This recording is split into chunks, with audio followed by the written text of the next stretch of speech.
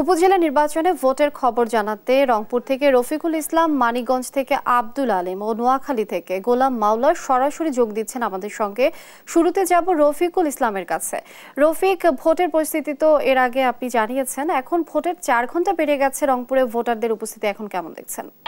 আপনাকে ধন্যবাদ। আপনি যেমনটি বলছিলেন, আপনি জানেন যে রংপুরের 2টি উপজেলায় এই আজকের ভোট গ্রহণ চলছে। সকাল 8টা থেকে এখন পর্যন্ত দুপুর 12টা, অর্থাৎ 4 ঘন্টা ভোট পেরিয়ে গেছে। আমি যদি আপনাকে একটু দেখানোর চেষ্টা করি যে আমরা এখন রয়েছি রংপুরের পাগলাপীর স্কুল অ্যান্ড কলেজ কেন্দ্রে। এখানে আপনি দেখবেন যে নারী ভোটার যারা রয়েছেন তারা দীর্ঘক্ষণ ধরে লাইনে দাঁড়িয়ে রয়েছেন। অর্থাৎ শুধু এই পাগলাপীর স্কুল অ্যান্ড কলেজ না, আমরা রংপুর সদর উপজেলার বিভিন্ন কেন্দ্র ঘুরে দেখেছি সকাল থেকেই বা ভোটারদের ব্যাপক উপস্থিতি। আমি যদি আপনাকে একটু বলে রাখি যে আমরা বিভিন্ন কেন্দ্রে যখন ঘুরতেছিলাম আমরা দেখছিলাম যে মানুষজন জনজনে আসছেন, কেউ পায়ে হেঁটে আসছেন, কেউ আবার রিক্সায়, কেউ আবার ভ্যানে করে ভোটাররা এসে তাদের পছন্দের প্রার্থীকে ভোট দিচ্ছেন। একই সঙ্গে আমি আপনাদেরকে যদি আইন শৃঙ্খলা রক্ষাকারী সদস্যরা এসেছেন বিভিন্ন কেন্দ্রে, তাদের বক্তব্য যদি আমি আপনাকে একটু এইভাবেই বলি যে তারা এই কেন্দ্রে রংপুর বিভাগীয় কমিশনার জাকির হোসেন, রংপুর ডিআইজি আব্দুল বাতেন এবং র্যাবের একজন শীর্ষ কর্মকর্তাও এসেছিলেন। তারা বিভিন্ন কেন্দ্রে ঘুরে আমাদের সঙ্গে কথা বলেছেন। তারা বলেছেন যে সুষ্ঠুভাবে ভোট গ্রহণ হচ্ছে, এমনটি তারা আমাদেরকে জানিয়েছিলেন। রংপুর বিভাগের যে 13টি উপজেলায় ভোট গ্রহণ চলছে, প্রত্যেকটি উপজেলায় একইভাবে ভোট গ্রহণ হচ্ছে বলে তারা আমাদেরকে জানিয়েছিলেন। আমি এখানে কয়েকজন নারী ভোটার রয়েছে, তাদের সঙ্গে কথা বলতে চাই যে তারা কতক্ষণ ধরে কিভাবে এখানে দাঁড়িয়ে রয়েছেন।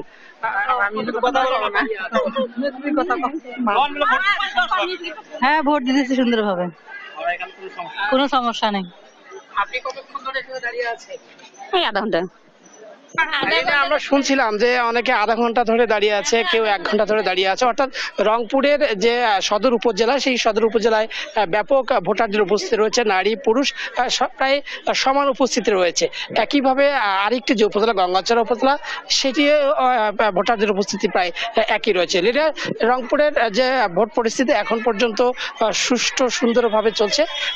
আগামী যে 4 ঘন্টা রয়েছে, এই 4 ঘন্টায় সুষ্ঠুভাবেই ভোট গ্রহণ হবে এমনটা প্রত্যাশা করছে আইন শৃঙ্খলা রক্ষাকারী বাহিনীর শীর্ষ কর্মকর্তারা।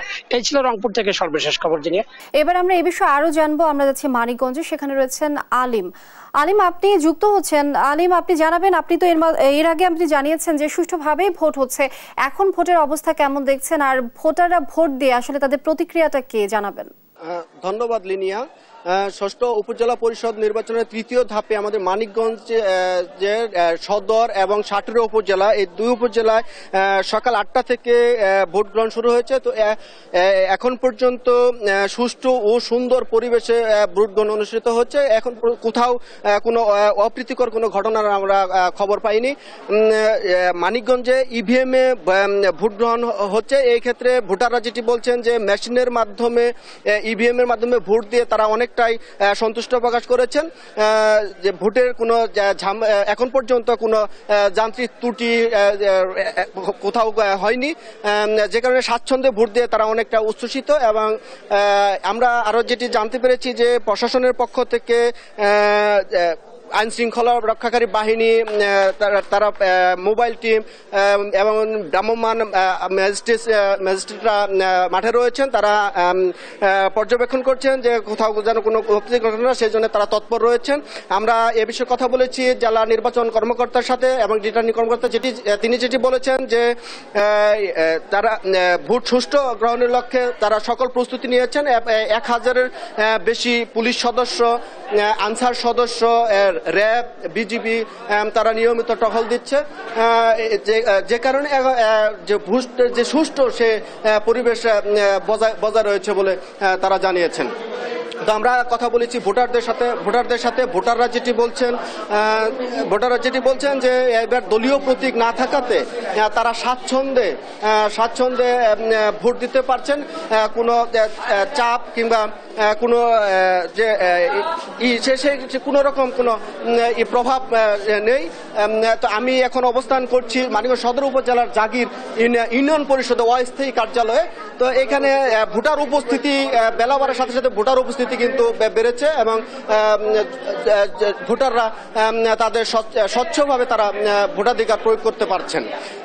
লিনি, আরেকটা জিনিস বলতে চাচ্ছি যে এই মানিকগঞ্জে গত নির্বাচনে যে বিদ্যুৎ বিভ্রান্তি এবং ইভিএম ত্রুটির কথা বলেছিলেন, প্রার্থীরাও অভিযোগ করেছিলেন যে ত্রুটির কারণে ভোট গ্রহণের দীর্ঘতি হয়েছিল, কিন্তু আজ কিন্তু এখন পর্যন্ত আমরা এরকম কোনো ত্রুটির খবর আমরা এখন পর্যন্ত পাইনি।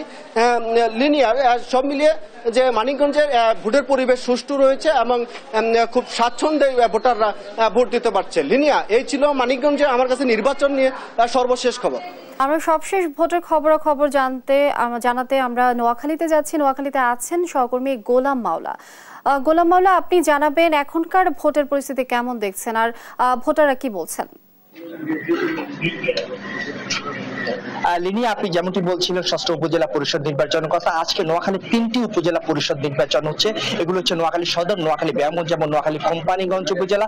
তো নোয়াখালী কোম্পানিগঞ্জ উপজেলা একটু আলোচিত বিষয়। এখানে বাংলাদেশ আওয়ামী লীগের সাধারণ সম্পাদক, সড়ক পরিবহন সেতুমন্ত্রী ওবায়দুল কাদেরের নিজ নির্বাচনী এলাকা এবং নিজ বাড়ি এখানে।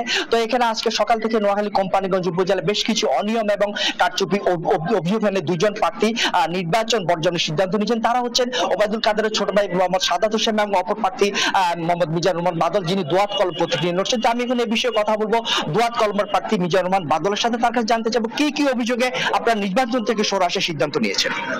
এখানে একটা প্রহসন নির্বাচন অনুষ্ঠিত হচ্ছে। আমরা নির্বাচনের আগেও নির্বাচনের পরিবেশ নেই এরকম কয়েকটা দরখাস্ত রিটার্নিং অফিসারের কাছে দিয়েছি, জেলা প্রশাসক মহোদয়ের কাছে অনুলিপি দিয়েছি, পুলিশ সুপার মহোদয়ের কাছে আমরা অনুলিপি দিয়েছি, কয়েকটা দিয়েছি আমি ব্যক্তিগতভাবে, কিন্তু আমি এটার কোনো প্রতিকার পাইনি। তারপরেও নির্বাচনে অংশগ্রহণ করেছি।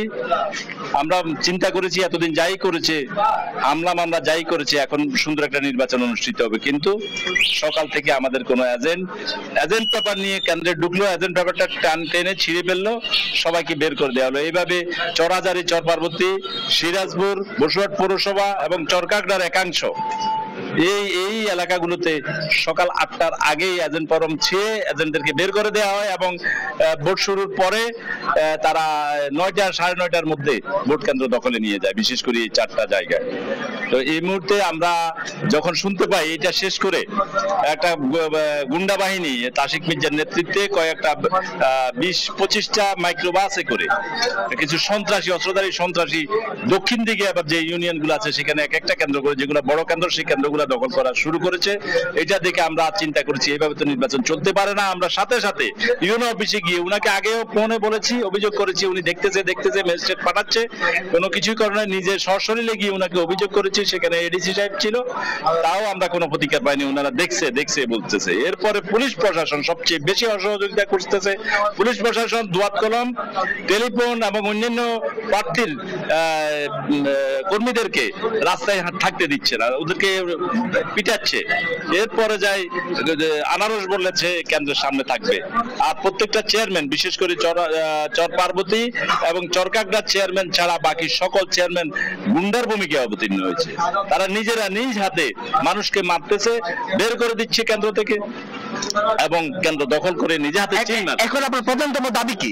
আমার দাবি হচ্ছে নির্বাচন বাতিল করে অনতি বিলম্বে আরেকটি নতুন সুষ্ঠু নিরপেক্ষ নির্বাচন দেওয়া হোক, এটাই আমার দাবি। ধন্যবাদ মিজানুর বাদল। লিনি, আপনি যেমনটি শুনছিলেন নোয়াখালী থেকে, হচ্ছে নোয়াখালী থেকে আমার কাছে সর্বশেষ। গোলাম মাওলা, ধন্যবাদ আপনাকে। দর্শক, নোয়াখালীর ভোটের পরিস্থিতি জানাচ্ছিলেন সহকর্মী গোলাম মাওলা।